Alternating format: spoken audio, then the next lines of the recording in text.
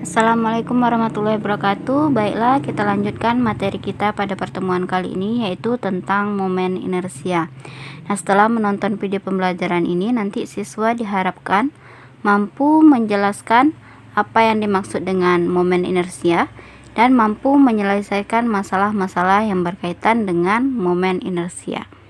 Baik, kita lanjutkan. Yang pertama yaitu tentang apa itu momen inersia atau pengertian dari momen inersia.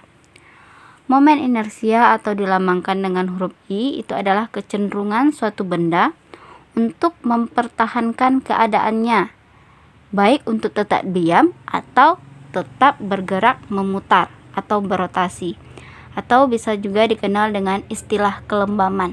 Nah, momen inersia ini hampir sama dengan konsep hukum 1 Newton, juga tentang kelembaman, tapi dia berkaitan dengan gerak translasi atau gerak lurus. Nah, sedangkan momen inersia ini berkaitan dengan gerak rotasi. Nah, beberapa faktor yang mempengaruhi momen inersia yaitu yang pertama adalah massa benda atau massa partikel. Yang kedua adalah letak sumbu putarnya. Yang ketiga adalah jarak benda ke sumbu putar. Nah, itu adalah faktor-faktor nanti yang mempengaruhi besarnya momen inersia. Nah, sekarang kita lanjutkan untuk rumus momen inersia. Untuk sebuah benda yang memiliki massa M dan titik putarnya dengan jarak R, rumus momen inersianya dapat dinyatakan sebagai berikut. I sama dengan mr kuadrat, di mana I itu adalah untuk momen inersia, satuannya nanti kilogram meter persegi. M itu adalah untuk massa benda atau massa partikel, satuannya dalam kilogram. Dan R adalah untuk jarak benda atau jarak partikel ke sumbu putarnya atau ke titik porosnya. Ini untuk menghitung nilai momen inersia suatu benda atau satu partikel jika partikel atau bendanya itu cuman ada satu. Baik, sekarang kita lanjutkan ke benda jika terdiri dari beberapa partikel. Nah, untuk menghitung momen inersianya itu nanti kita jumlahkan tergantung berapa partikel yang ada. Nah, jadi rumus momen inersianya itu sama dengan sigma mn dikali rn kuadrat. Nah, n ini untuk menyatakan jumlah partikelnya. Berarti misalkan partikelnya ada 4. Berarti nanti ada M1 R1 kuadrat tambah M2 R2 kuadrat tambah M3 R3 kuadrat tambah M4 dan R4 kuadrat. Nah, jika itu partikelnya ada 4 misalnya. Nah, selanjutnya jika partikelnya ada 3, ada 2, jadi dia nanti tergantung jumlah partikelnya. Baik, sekarang kita masuk langsung ke contoh soal yang pertama. Bola bermassa 100 gram dihubungkan dengan seutas tali yang panjangnya 20 cm, seperti pada gambar. Momen inersia bola terhadap sumbu AB adalah, nah, di sini bola bermassa 100 gram, berarti bolanya itu cuma ada satu. Dihubungkan dengan seutas tali panjangnya 20 cm. Berarti ini untuk nilai R-nya. Ini untuk nilai M-nya. Nah, sekarang kita lihat ke pembahasan soalnya. Nah, diketahui tadi massa bola 100 gram. Karena dia satuannya tadi momen inersia itu kilogram meter persegi. Berarti satuan massanya harus kita ubah ke kilogram. 100 gram ke kilogram berarti dia berubah jadi 0,1 kilogram. Nah, sekarang panjang tali atau R-nya. Nilainya adalah 20 cm. Kita ubah ke dalam meter.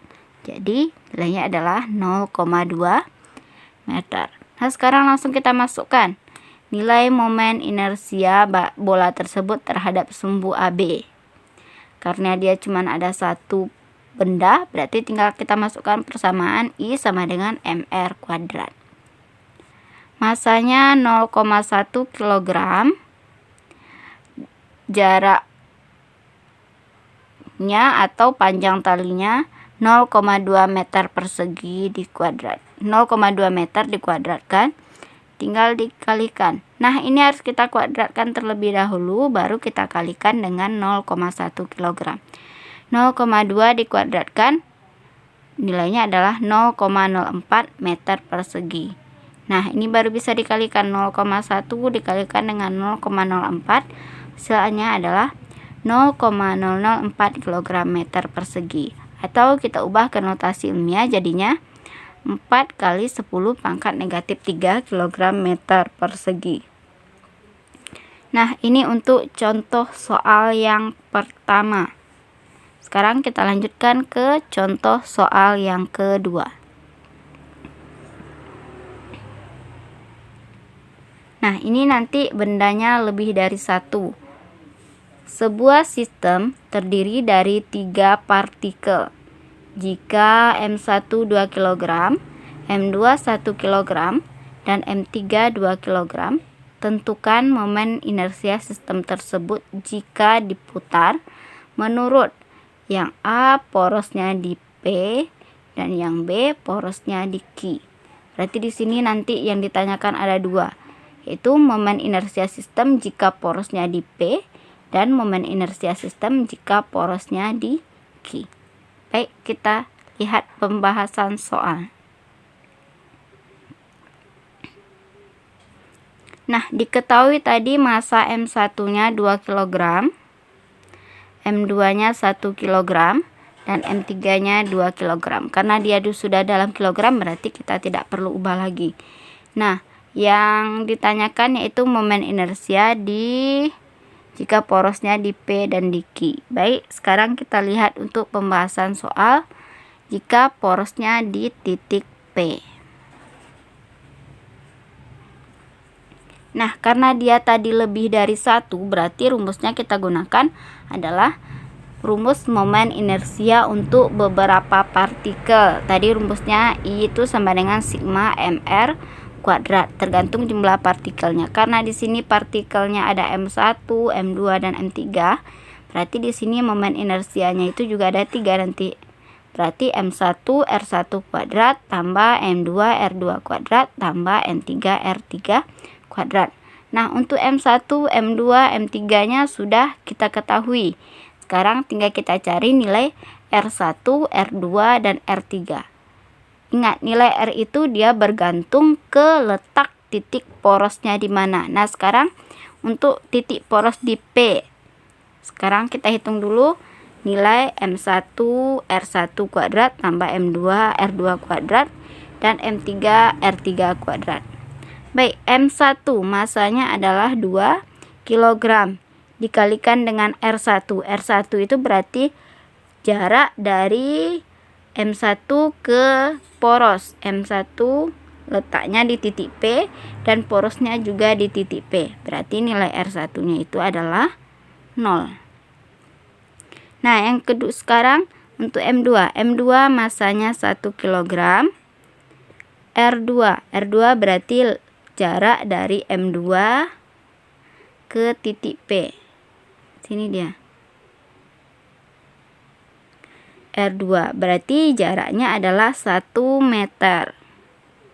1 meter dikuadratkan tambah M3 2 kg dikali R3. R3 berarti jarak dari M3 ke titik P.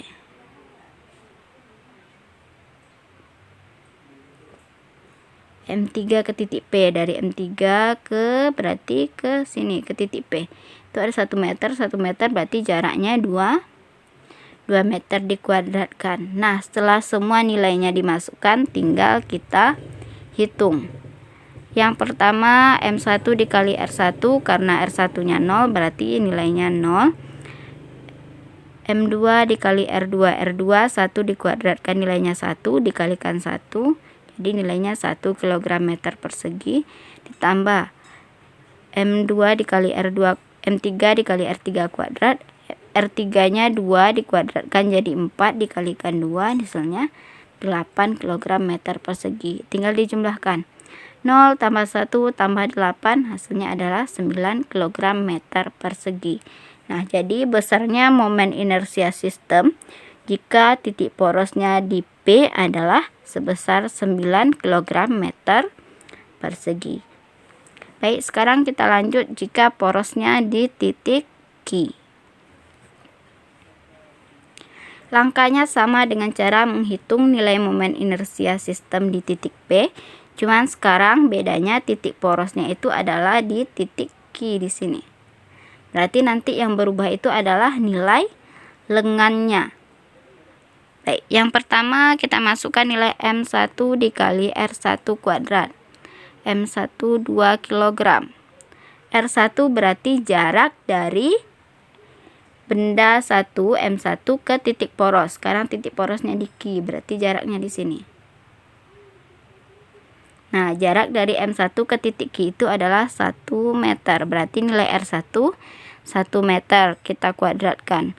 Tambah M2 dikali R2 kuadrat. M2 nya 1 kg. R2 nya itu berarti karena sekarang titik porosnya di Q, berarti jarak dari M2 ke titik poros itu nilainya 0. Berarti sekarang R2 yang nilainya 0. Nah, sekarang lanjutkan ke M3 dikali R3. M3 nilainya 2 kg. R3 berarti jarak dari M3 ke titik poros atau ke Q. Nah, jaraknya dari M3 ke titik Q adalah 1 meter. Dikuadratkan. Baik, tinggal kita hitung. 1 meter kuadrat dikuadratkan tetap 1 meter.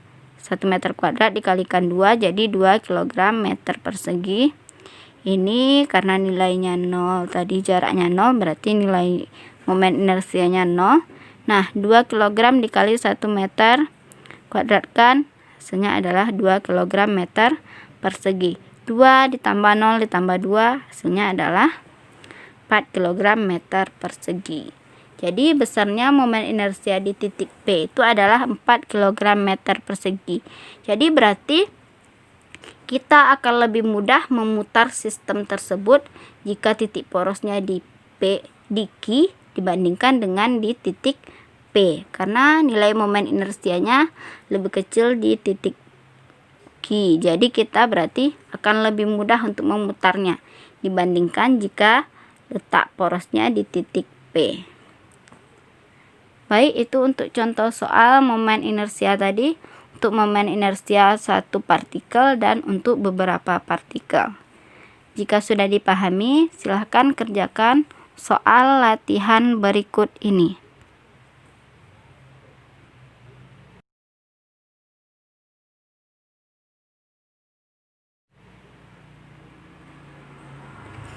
Baik, silakan dicatat dan dikerjakan soal latihannya. Selamat mengerjakan. Assalamualaikum warahmatullahi wabarakatuh.